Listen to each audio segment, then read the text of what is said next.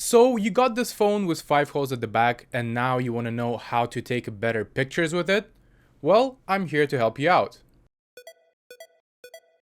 Hey everyone, it's Blade and I'm here today to help you out with some tips and tricks on how to improve your Galaxy S23 Ultra photography. But don't worry if you have S23 or any other Samsung device, Android device or even iPhone, some of the tips might work for your device, so stick to the video and see, maybe you'll find something useful.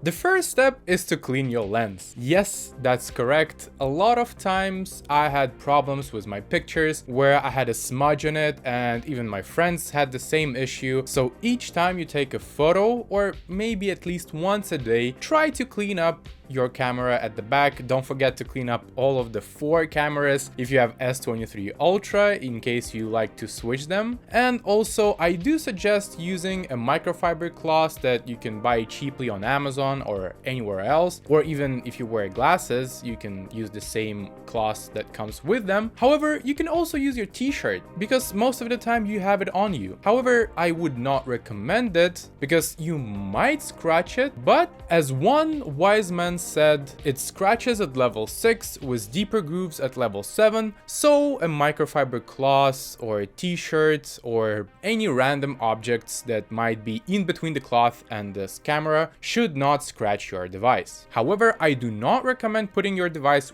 with anything in your pocket. I think it's a sin. So please carry your phone in a separate pocket from the keys or any coins or any other stuff. Now, with your camera clean, let's dive deep into the software features that will help you improve your photography. Turn on your Gridlines. Not only it will help you to use the rule of thirds if you know what it is, but it also will allow you to keep your photos straight by using the lines and adjusting them with the buildings or the horizon. In my experience, I use grid lines all of the time because if I take photography from, I don't know, anything from objects to architecture, sometimes without grid lines, the photo might be a bit tilted and then I have to edit it and I have to change and rotate it, then the photograph became a bit cropped and it's the whole thing. So just turn on the grid lines, they will help you and also will allow you to compose your photos better. Another additional feature of the grid lines is if you hold your phone horizontal to the ground, you will see a dot in the middle that will act as a level. So in case you need to take any pictures of your documents or anything straight down, you will see when your phone is flat and you can take a better pictures like that. Keep in mind that the Pro mode also has the horizontal level, even though if you turn on grid lines you don't have the level on the normal photo mode. In the Pro mode you have these options the same way that you have in the most cameras these days, so again it will help you to level out your shots better. So in order to turn on the grid lines, go into Camera app, then tap on the settings icon on top, scroll down a bit middle-ish of the list and you will see the grid lines and just toggle it on. The second tip is to use RAW. When you save your pictures in RAW format, you get an unprocessed, uncompressed file, which is easy to edit in any software that you have. It could be a free one like Snapseed on your phone, or you can even transfer the pictures to your computer and use Lightroom or Photoshop in there, as well as Samsung Lightroom. However, you do have to pay for all of the Adobe stuff, but it will give you much more room to edit and experiment with your photos after you took them. Keep in mind that they do weigh much more than the regular JPEGs, but I think it's worth it.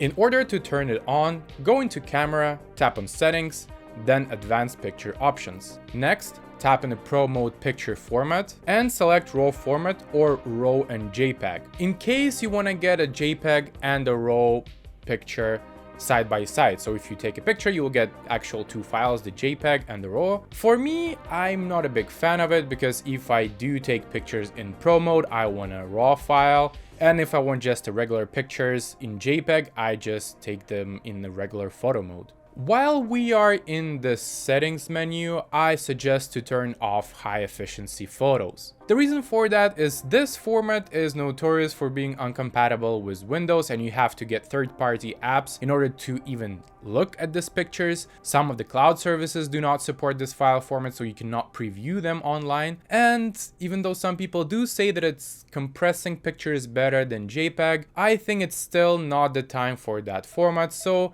just keep your pictures in JPEG in case you need just like a quick snap, or keep them in RAW format if you want to have a masterpiece of your picture. Also, with S23 Ultra, you get 256 gigs of base storage. So what are you trying to save? Like, you have a ton of storage.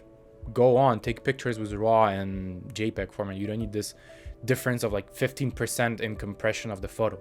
The next step is to not forget to use all of the cameras available to you in S23 Ultra. I'm talking about the 4 cameras at the back. If you didn't know and you've seen 5 holes at the back, one of them is sensor, and then you have 4 other cameras. The one is the main sensor, which is 200 megapixels, and 2 other ones are the 3x and 10x telephoto zoom lenses, and of course you have an ultra wide lens. I personally love using the 3x zoom and 10x, not only just for fun, but it allows me to make better pictures and compose them in a way that I didn't know I can do.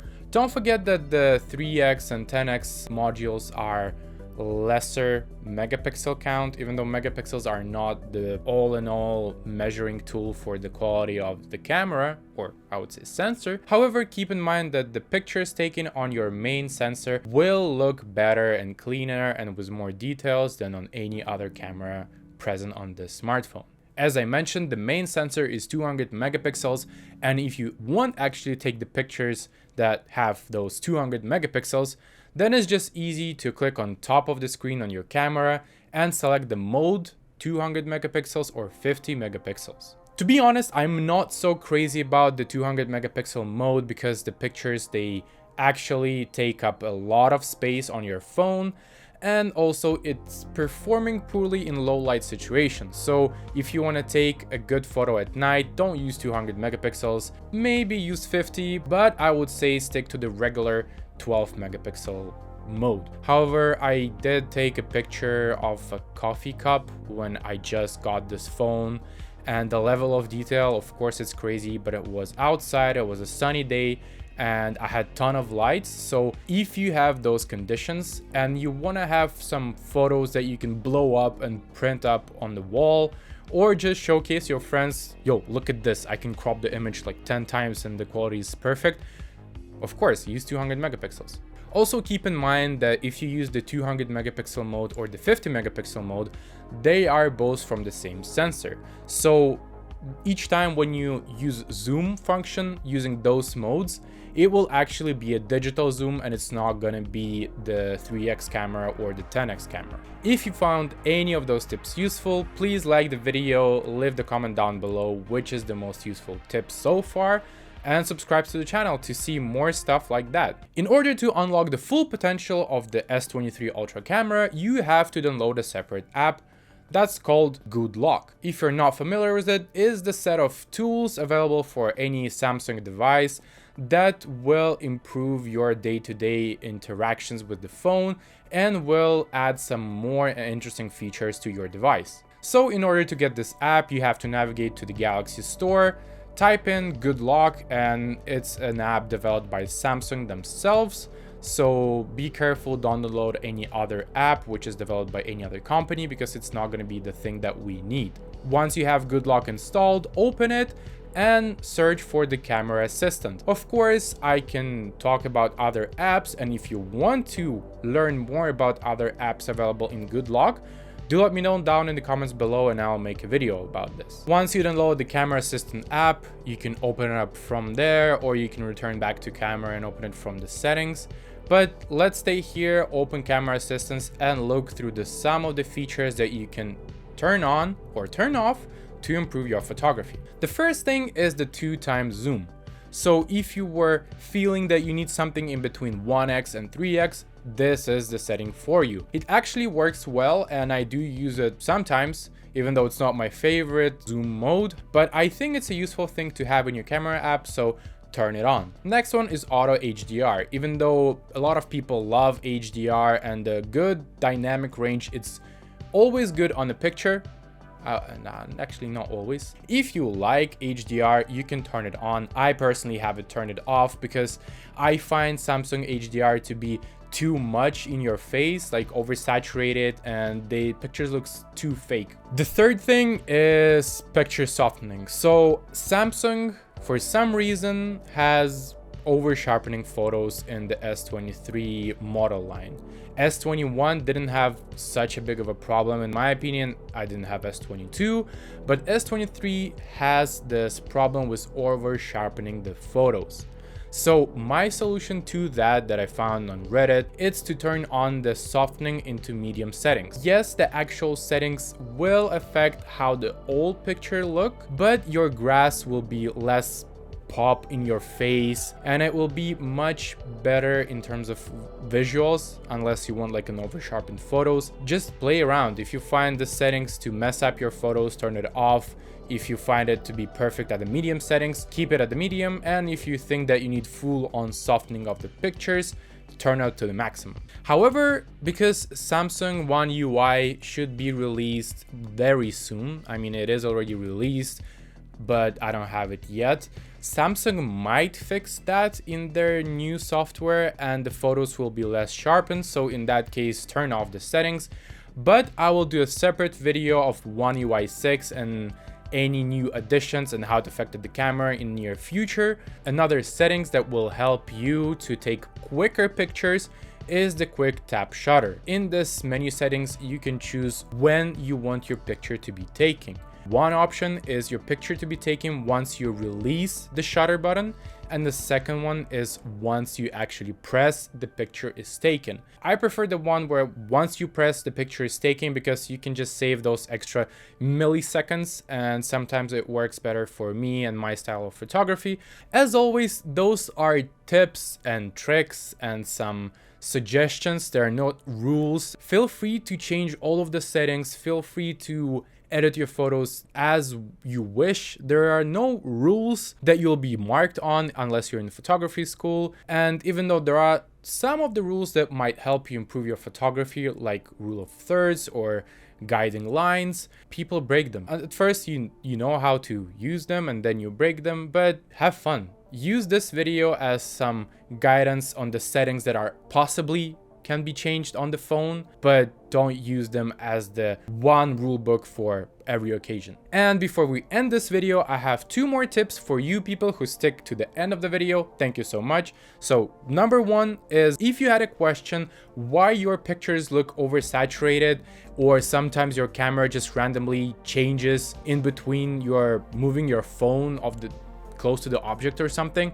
well, that's all because of the scene optimizer. It is the first setting in the settings of camera. So if you click on it, you will see that there are two different toggles. First of all is the main one, scene optimizer. Sometimes it oversaturates. That's actually represented by the small icon on the left bottom corner of your viewfinder when you take a picture. This setting, I have it turned off because it messed quite a bit of my pictures, to be honest. However, you will miss the function of scanning the documents with your camera app. But to be honest, it's not a big of a deal, and if you don't take pictures of your documents too much, you can just turn it on once you need it, and that's it. And the last but not least is the settings to keep. So in this tab, you can select the actual settings you want to keep after you close your app. For example, I use the camera mode as settings to keep. There are a couple of more settings over there, like save your camera angles for a selfie, because the S23 Ultra has kind of wide angle and normal angle for the selfies, as well as a couple of settings for video and photo. So do let me know in the comments down below which of those tips you found useful, which ones you already knew about, and also add your own tips, because there are a ton of things that I haven't mentioned in this video, and if you know something that will be useful to everyone, please put them down below in the comments. I'll try to put it on top of the comment section so people can actually see and get those tips from you. As well, if you want to get some tips from me personally on your photography, do follow me on X at Ilya_played and tag your pictures with my tag, and I will try to help you out. Thank you so much for watching. Don't forget to like this video and subscribe to the channel if you like the video, if you want to see more of the videos. We're so close to 500 subs. It's an exciting number for this channel, with just the first video being released 7 months ago. So thank you for every single one of you who already subscribed to the channel and keep supporting me. Now go play some games.